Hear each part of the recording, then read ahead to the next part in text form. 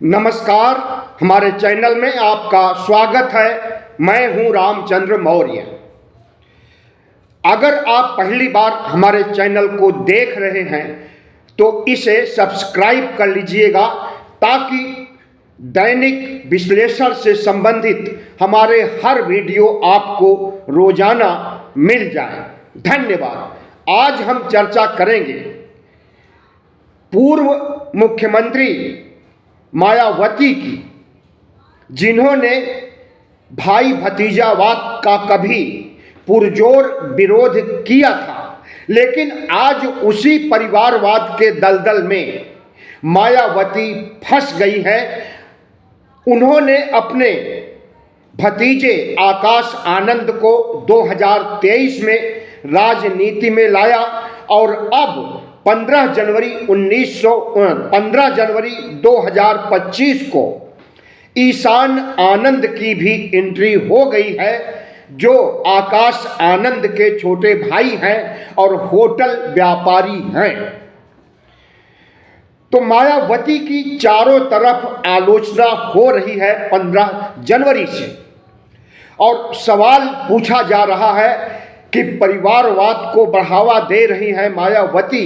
जिस परिवारवाद को लेकर कांग्रेस पार्टी पर, समाजवादी पार्टी पर हमला करती थी, उसी परिवारवाद को खुद बढ़ावा दे रही है। और मायावती की राजनीति बहुजन समाज पार्टी के उत्थान या विकास के लिए नहीं, बल्कि भारतीय जनता पार्टी के विकास और उत्थान के लिए मायावती बी टीम बन करके काम कर रही है। और उस बी टीम में भाई भतीजावाद चला करके पार्टी का जो वजूद बचा हुआ है, क्या उसे भी खत्म करना चाहती हैं मायावती। इस देश का दलित और पिछड़ा मायावती से सवाल करता है कि अंबेडकरवाद को पीछे छोड़ा सबसे पहले मायावती ने। नमो बुद्धाय का नारा देने वाली मायावती तथागत बुद्ध को भी भूल गई मनुवाद के घेरे में आकर के। जब मायावती ने हर हर महादेव का नारा लगाया और ब्राह्मणों का वोट साधने के लिए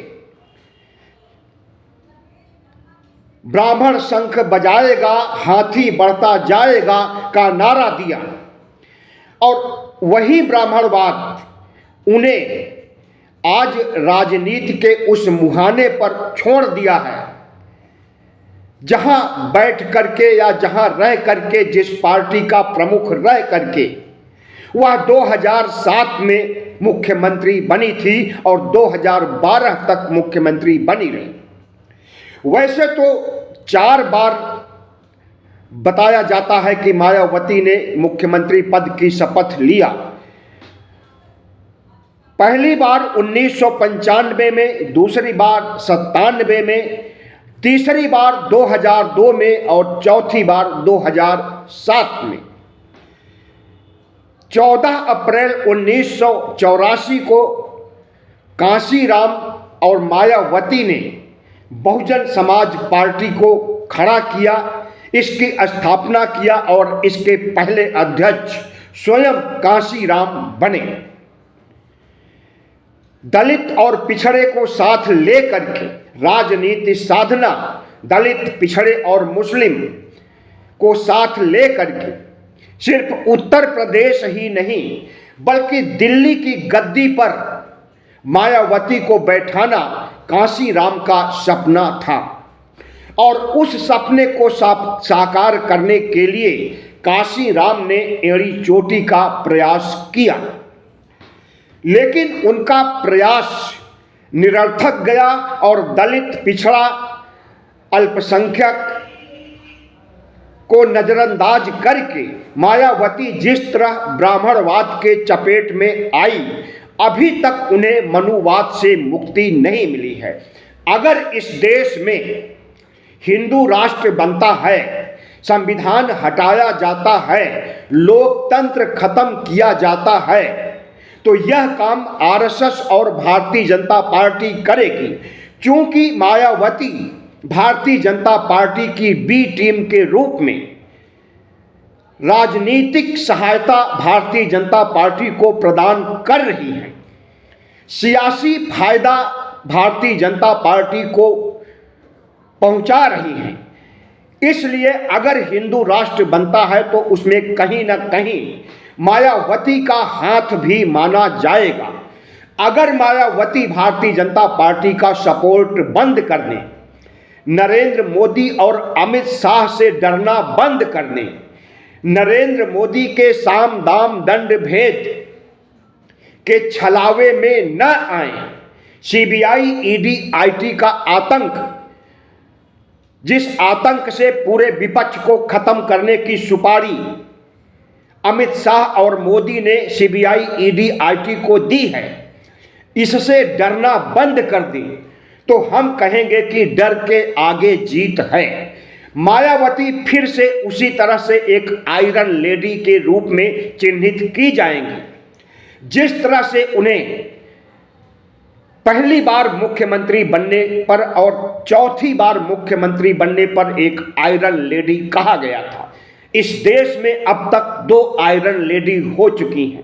पहली इंदिरा गांधी, जिन्होंने 1971 में पाकिस्तान के 2 टुकड़े करके बांग्लादेश को जन्म दिया, उन्हें आयरन लेडी कहा गया।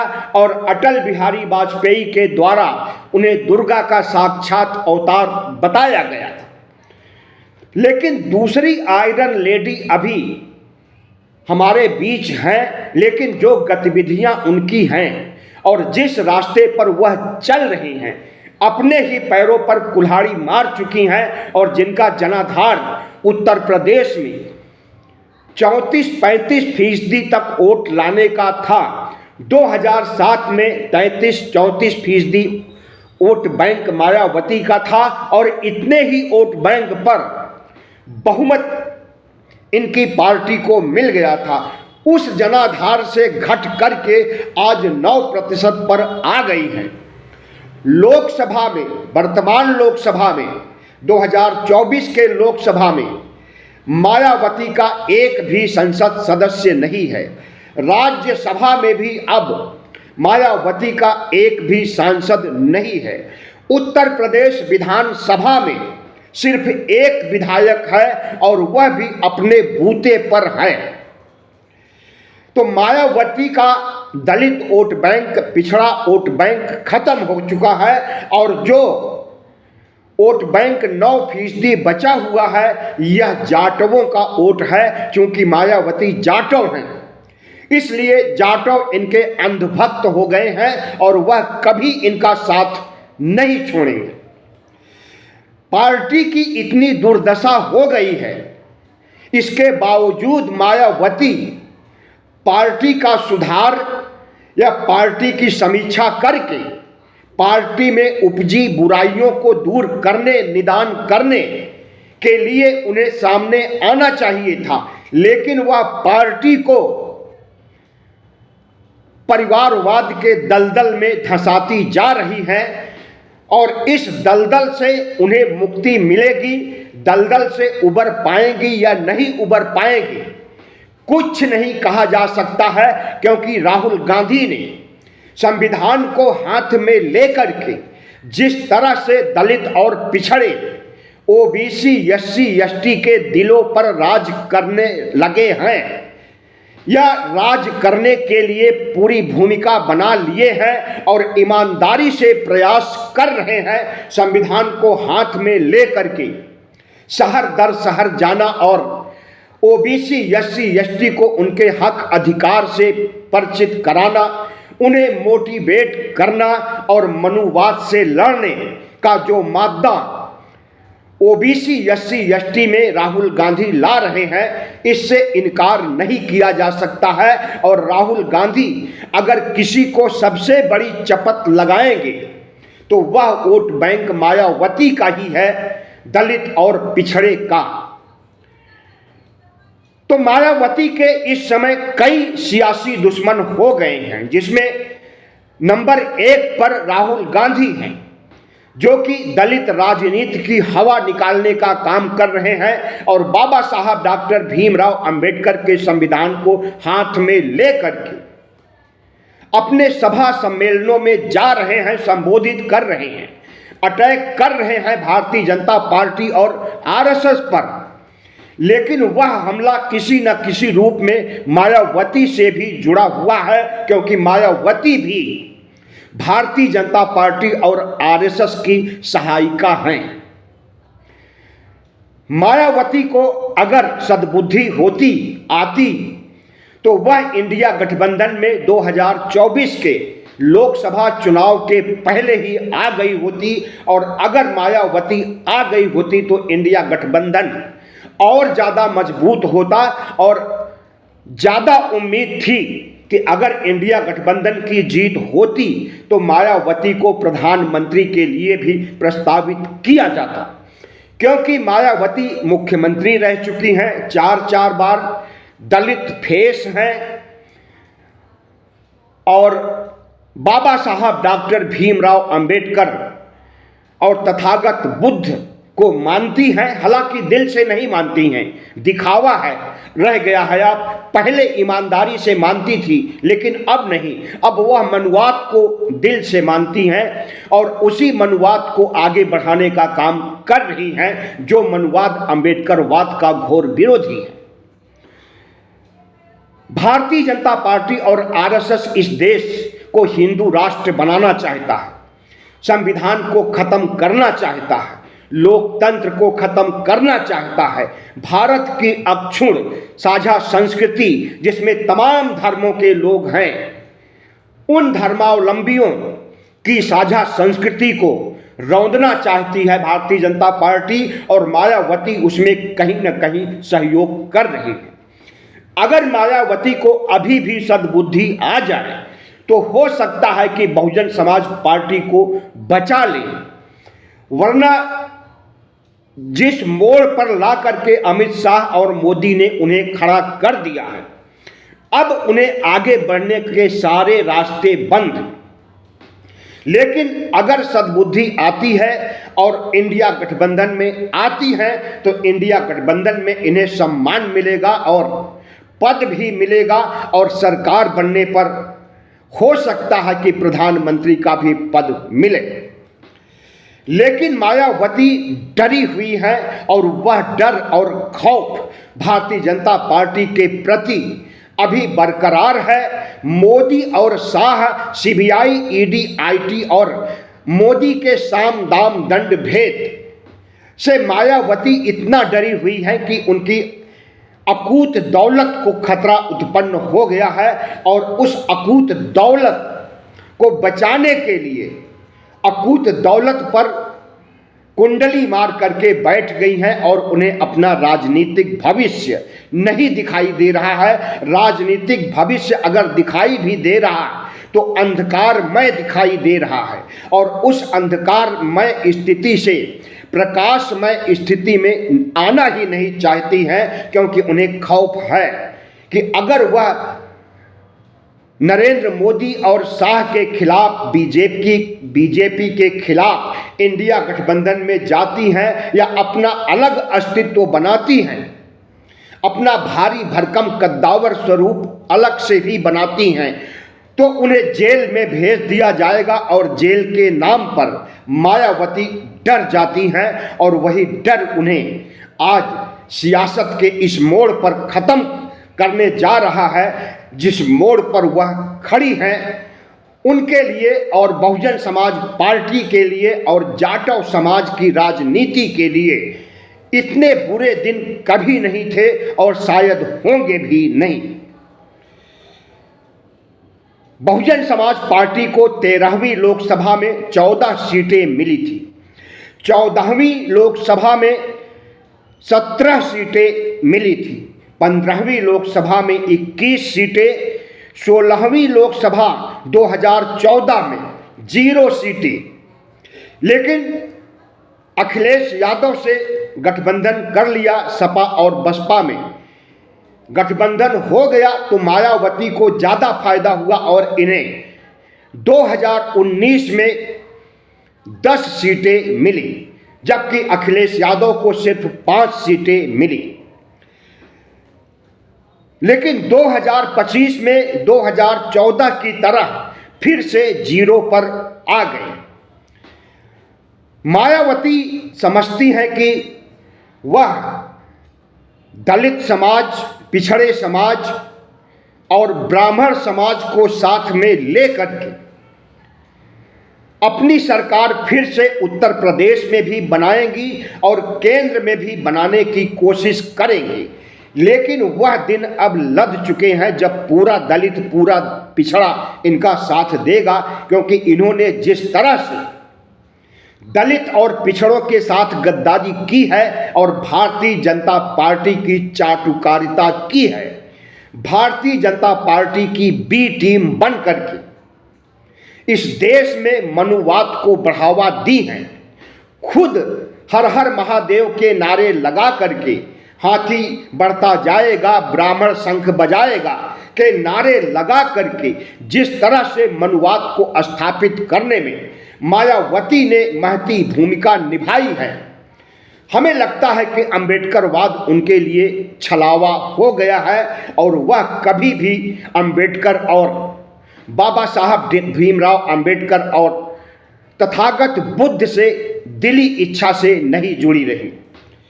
तो मायावती की राजनीति जो करवट ले रही है और जिस तरह से वह परिवारवाद को जन्म दे रही है,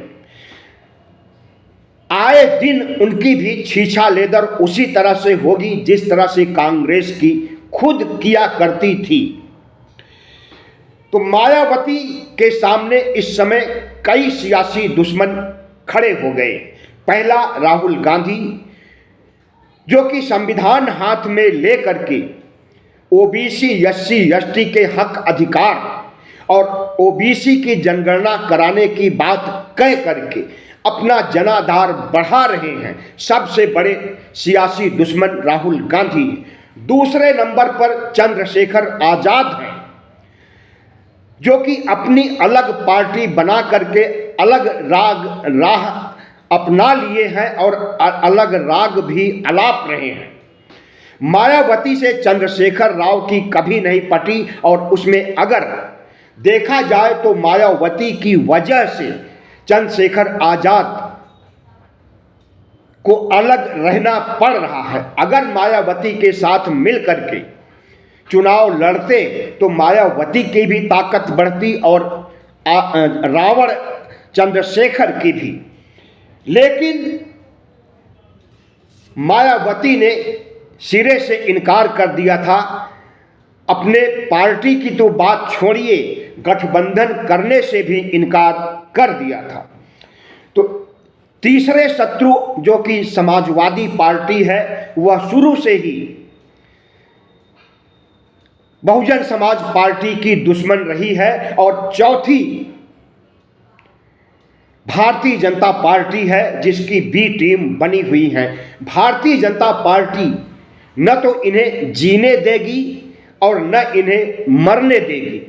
भारतीय जनता पार्टी इन्हें इस्तेमाल करने के लिए कुछ भी कर सकती है। सीबीआई, ईडी, आईटी का आतंक दिखा करके इनका इस्तेमाल कर रही है और आगे भी करेगी।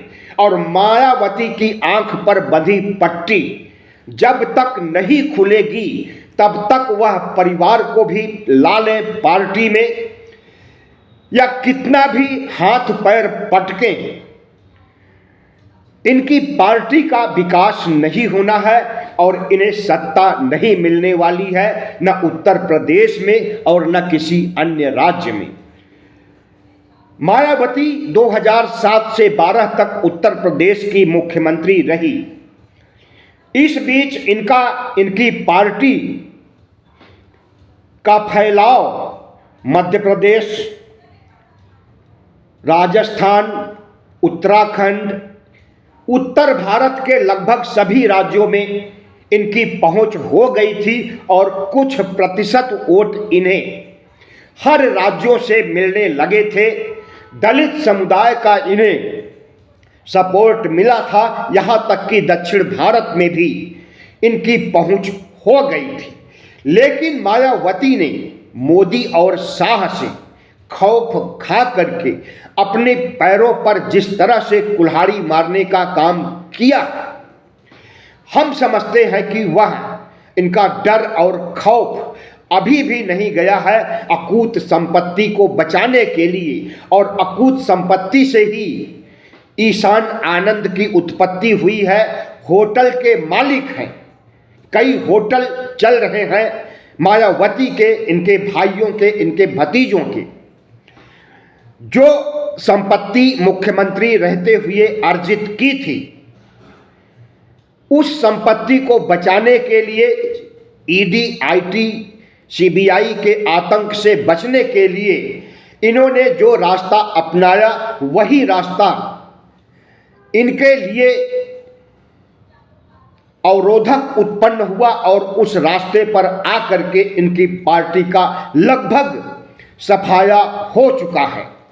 9% वोट बैंक और रहा है। अब इसे बढ़ाने के लिए उन्हें किसी दलित, पिछड़े, आदिवासी या मुसलमान को पार्टी में ला करके पार्टी संगठन को, कैडर को मजबूत करने का काम करना चाहिए था। लेकिन इन्होंने ईशान आनंद को, आकाश आनंद को, अपने भाइयों को राजनीति में ला करके कांग्रेस और समाजवादी पार्टी की तरह परिवारवादी पार्टी बनने का ठप्पा लगा लिया है बीएसपी पर, और यह ठप्पा भी इन्हें आगे बढ़ने देने में हम समझते हैं कारगर नहीं साबित होने देगा। जिस तरह से मायावती का उदय हुआ तेजी से, उसी द्रुत गति से बहुजन समाज पार्टी का अंत हो रहा है। कांशीराम के सपनों का, बाबा साहब डॉक्टर भीमराव अंबेडकर के सपनों का, भारत बनाने का इरादा करके चलने वाली मायावती आज अगर भारतीय जनता पार्टी को सहायता पहुंचा करके हिंदू राष्ट्र बनवाने की दिशा में, संविधान को खत्म करवाने की दिशा में, लोकतंत्र को राजतंत्र में परिवर्तित कराने की दिशा में भारतीय जनता पार्टी का साथ दे रही है, तो हम समझते हैं दलित, ओबीसी समाज के लिए इससे बुरी खबर और कोई नहीं होगी। ओबीसी, एससी, एसटी के मतदाताओं को चाहिए कि वह राहुल गांधी का खुल करके दिल से साथ दें। मायावती जैसी ब्राह्मणवादी, मनुवादी, जो कि अंबेडकरवादी और बुद्धिस्ट थी कभी, आज इनका चाल, चरित्र, चेहरा सब कुछ बदल गया है। ऐसे में राहुल गांधी का हाथ मजबूत करना चाहिए और हाथी की सवारी से तौबा बोलना चाहिए, क्योंकि हाथी अब जंगल की ओर जा रहा है, लौट करके नहीं आएगा। मायावती की राजनीति ऐसी हो गई है कि वह सियासी जंगल में भटक रही है। ऐसे अंधेरे जंगल में उन्हें कोई रास्ता नहीं मिल रहा है और कोई रास्ता दिखाने वाला भी नहीं है। इनके भाई भतीजे आकर के क्या पार्टी को उबार सकेंगे, पार्टी को पहले वाली बुलंदियों पर ले आ पाएंगे? हमें तो ऐसा नहीं लगता है, बल्कि लगता यही है कि मायावती का साम्राज्य, जो उत्तर प्रदेश में एक समय चोटी पर था, शिखर पर था, अब वह सूरज अस्ताचल की ओर पहुंच गया है और डूबने वाला है। बहुत बहुत धन्यवाद। हमारे चैनल को सब्सक्राइब कीजिएगा, लाइक कीजिएगा और शेयर कीजिएगा।